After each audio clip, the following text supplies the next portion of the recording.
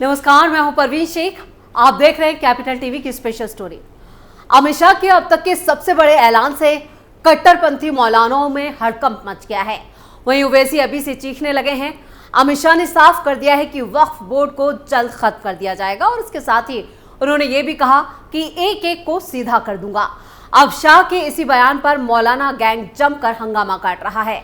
दरअसल वक्फ बोर्ड पर कुछ मुट्ठी भर ताकतवर लोगों ने कब्जा कर रखा है।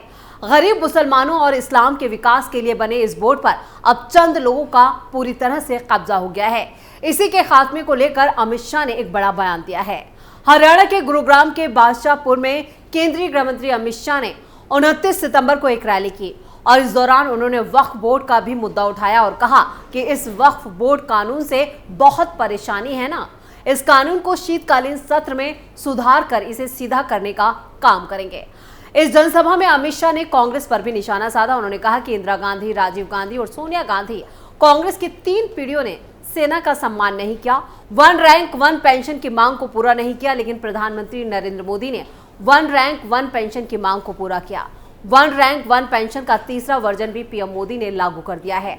अब नई तनख्वाह के साथ पेंशन मिलेगी। और उसके बाद अमित शाह ने हरियाणा के नागल चौधरी में भी जनसभा को संबोधित किया, जहां उन्होंने कहा, एक और कांग्रेस के 10 साल, परिवार और दामाद कल्याण के 10 साल, दूसरी ओर भाजपा के 10 साल, बिना खर्ची बिना पर्ची युवाओं के विकास के 10 साल, एक और कांग्रेस के 10 साल, लूट के 10 साल, दूसरी ओर भाजपा के 10 साल, सुशासन के 10 साल और एक और कांग्रेस के 10 साल, दलितों और पिछड़ों के अपमान के 10 साल, दूसरी ओर भाजपा के 10 साल, 36 बिरादरी के विकास के 10 साल और इन दोनों के बीच आपको निर्णय करना है। अब अमित शाह के इसी बयान से ओवैसी से लेकर तमाम कट्टरपंथी मौलवी मौलाना परेशान हैं, क्योंकि जल्द ही उनकी दुकानों पर ताला जो लगने वाला है। अब इस बीच वक्फ बोर्ड बिल को लेकर प्रदेश बीजेपी कार्यालय में डॉक्टर किरोड़ी लाल मीणा ने एक प्रेस कॉन्फ्रेंस की और इस दौरान उन्होंने कहा कि प्रदेश अध्यक्ष की अनुमति से देश के बड़े मुद्दों पर बोलने आपके बीच आया हूं।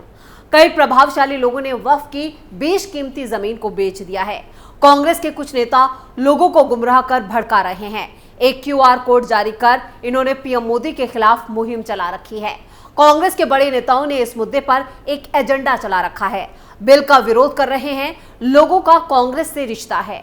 2008 में जेपीसी की रिपोर्ट को शामिल करते हुए केंद्र सरकार ने तय किया कि वक्फ संशोधित बिल संसद में लाना चाहिए। अवैध रूप से जमीन बेचकर अरबों का धन अर्जित किया गया है। वक्फ बोर्ड में पारदर्शिता लाने के लिए संशोधित बिल पेश किया गया है। इसके साथ ही उन्होंने कहा, सच्चर कमेटी ने भी वक्फ बोर्ड कानून में परिवर्तन करने की सिफारिश की है। वक्फ बोर्ड की प्रॉपर्टी किसी की निजी प्रॉपर्टी नहीं मानी जाए। जो वक्फ संशोधित बिल संसद में आएगा, मुसलमानों के बड़े नेताओं की वक्फ बोर्ड की संपत्ति पर नजर है। आम मुसलमानों को इसका कोई लाभ नहीं मिल रहा है।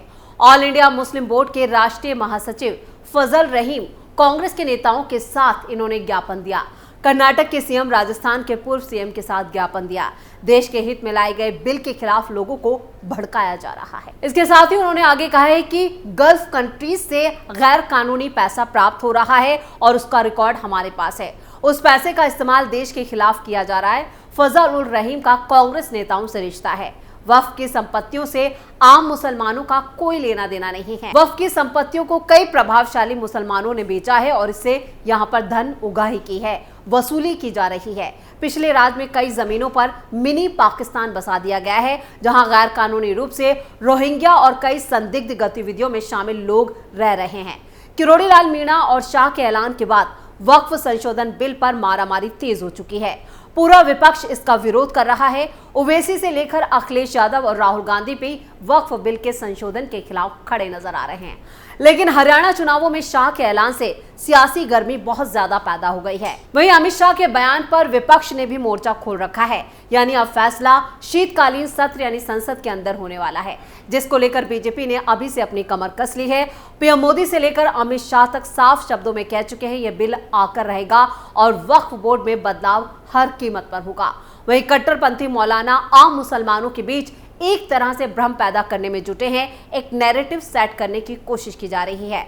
उन्हें लग रहा है कि उनसे उनके मदरसे छिन जाएंगे, कब्रिस्तान छिन जाएंगे, उनकी प्रॉपर्टी छिन जाएगी। कुछ ऐसी ही बातें कहते हुए मुस्लिम समुदाय के लोगों का गुट अपने मोहल्लों की गलियों, मस्जिदों और मदरसों के पास जमा हो रहा है, जहां एक बार कोड दिया जा रहा है और इसको स्कैन कर वक्फ बोर्ड बिल पर बनी संयुक्त संसदीय समिति के पास इसका विरोध दर्ज करवाने की अपील की जा रही है। आपको बता दें कि मौजूदा वक्त में संसद की संयुक्त समिति इस बिल पर चर्चा कर रही है और जरूरी बदलाव के बाद ये बिल दोबारा सरकार के पास भेजा जाएगा। इसके बाद ये बिल संसद में दोबारा पेश होगा और बहस के बाद कानून का रूप लेगा। इसी के विरोध को लेकर मुस्लिम समुदाय के बीच मुस्लिम संगठनों के लोग घूम रहे हैं और विरोध की आवाज बुलंद करने के लिए कह रहे हैं। वहीं जेपीसी की बैठकों में भी जमकर हंगामा हो रहा है। दरअसल वक्फ बोर्ड बिल को रिजेक्ट करने को लेकर मुस्लिम आबादी वाले इलाकों में खास अभियान चलाया जा रहा है। वक्फ बिल पर जेपीसी बैठक में हंगामा, विपक्ष ने कर दी बहिष्कार की चेतावनी, हर्ष सिंघवी और ओवैसी के बीच तगड़ी बहस। मुंबई में वक्फ बिल पर गुरुवार यानी 26 सितंबर को ज्वाइंट पार्लियामेंट्री कमेटी की बैठक हुई और इस दौरान मीटिंग में जमकर हंगामा हुआ और विपक्षी दलों ने बैठक का बहिष्कार किया।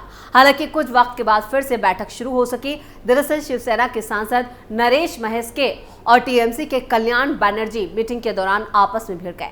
बैठक में गुलशन फाउंडेशन की तरफ से समिति के सामने अपना वक्तव्य रखे थे, तभी कल्याण बनर्जी ने उन्हें रोकने की कोशिश की। गुलशन फाउंडेशन वक्फ बिल का समर्थन कर रहा था, वहीं नरेश महेश्के ने कल्याण बनर्जी को रोकने की कोशिश की और इसके बाद दोनों के बीच तीखी बहस हो गई। माहौल गरमाने पर अध्यक्ष ने भी हस्तक्षेप किया। वहीं विपक्षी दलों के सभी सदस्यों ने बैठक से बाहर निकलने का फैसला लिया। हालांकि कुछ देर के बाद आपसी बातचीत के बाद एक बार फिर जेपीसी के स्टेक होल्डर के साथ बैठक शुरू हुई। वहीं गुजरात में भी जमकर हंगामा देखने को मिला। वक्फ बोर्ड बिल को लेकर ज्वाइंट पार्लियामेंट्री कमेटी की गुजरात में भी यहां पर अहमदाबाद में एक अहम बैठक हुई जो 27 सितंबर को हुई। इस बैठक में भी बिल को लेकर जो बातचीत चल रही थी वहां पर भी ओवैसी और कई नेता आपस में भिड़ गए। राज्य के गृह मंत्री हर्ष सिंघवी और आईएमआईएम के नेता और सांसद असदुद्दीन ओवैसी के बीच में भी बहस हो गई। दोनों नेताओं के बीच में वक्फ बोर्ड के नियमों और कानूनों पर विवाद छिड़ गया। बताया जा रहा है कि दोनों नेताओं के बीच बिल के किसी हिस्से को लेकर पहले कहासुनी हुई, फिर बात बहस तक पहुंच गई। खबरों के मुताबिक ओवैसी ने आरोप लगाया कि ये प्रावधान मुसलमानों के मौलिक अधिकारों को छीनने की एक कोशिश है, जबकि हर्ष सिंघवी ने कहा, हम सभी धर्मों के मौलिक अधिकारों को संरक्षित करने का प्रयास करते हैं। कोई भी व्यक्ति वक्फ बोर्ड में आवेदन करता है और आम नागरिकों के टैक्स का पैसा बिना सुनवाई के जब्त कर लिया जाता है। आम नागरिक का क्या कसूर? सरकारी संपत्ति पर सभी का अधिकार है। सूरत निगम में वक्फ बोर्ड को आवेदन देने की घटना का भी हवाला दिया गया। द्वारका सोमनाथ धर्म और आस्था का केंद्र है, अगर अचानक कब्जा हो जाए तो उसका समाधान आवश्यक है। जेपीसी के अहमदाबाद पहुंचने के बाद कांग्रेस नेता इमरान खेड़ावाला का भी एक बयान सामने आया। उन्होंने कहा, गुजरात आई है जेपीसी और मैं उनका स्वागत करता हूं। इस संशोधन बिल से पूरा मुस्लिम समाज चिंतित है। उन्होंने चिंता जताई कि अगर सरकार को मुस्लिमों की चिंता थी तो उन्हें ऐसा बिल लाना चाहिए था जो मुसलमानों के लिए फायदेमंद होता। हम बिल का समर्थन नहीं करते। हमारे नेता राहुल गांधी भी इस बिल के खिलाफ। इससे पहले सोमवार 23 सितंबर को जेपीसी के अध्यक्ष जगदम्बिका पाल ने कहा कि वक्फ संशोधन अधिनियम 2024 जिसे संसद में जेपीसी को भेजा गया था, 3 महीने की समय सीमा दी गई थी। उस समय ही मैंने कहा था कि अगर कोई विधेयक जेपीसी को भेजा जाता है तो सरकार को उम्मीद है कि हितधारकों और जेपीसी के सदस्यों के बीच चर्चा होगी और संशोधन पर उनकी राय मांगी जा सकती है। जेपीसी अध्यक्ष ने कहा था कि हमें 1 करोड़ से ज्यादा ईमेल पर सुझाव मिले। 7 बैठकें हुई जो 7 से 8 घंटे तक चली। हम सबकी सहमति से एक व्यापक रिपोर्ट बनाना चाहते हैं ताकि ऐसा बिल बनाया जा सके जिससे वक्त बच सके और संपत्तियों का फायदा शिक्षा, स्वास्थ्य क्षेत्रों में उठाया जा सकता है। इधर वक्फ संशोधन बिल को लेकर 27 सितंबर को कैबिनेट ने वक्फ अधिनियम में करीब 40 संशोधनों को मंजूरी दे दी है। मोदी सरकार कैबिनेट में वक्फ बोर्ड की किसी भी संपत्ति को वक्फ संपत्ति बनाने की शक्तियों पर अंकुश लगाना चाहती है और इन संशोधनों का मकसद किसी भी संपत्ति को वक्फ संपत्ति के रूप में नामित करने के वक्फ बोर्ड के अधिकार को बैन करना है। वक्फ बोर्ड की संपत्तियों पर किए गए दावों का अनिवार्य रूप से सत्यापन यानी कि उसकी जांच होनी जरूरी है।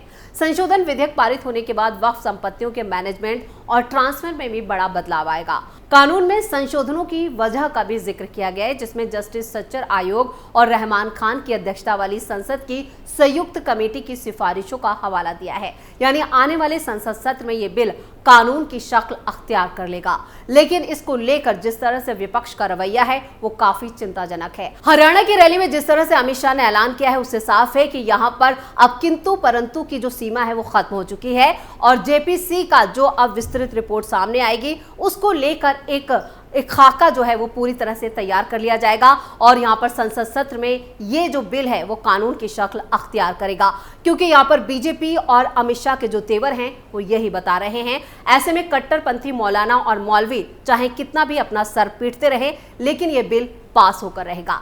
तो स्पेशल स्टोरी में इतना ही। वीडियो कैसा लगा कमेंट करके अपनी राय जरूर दें। वीडियो को लाइक करें, शेयर करें और कैपिटल टीवी को सब्सक्राइब जरूर करें। नमस्कार।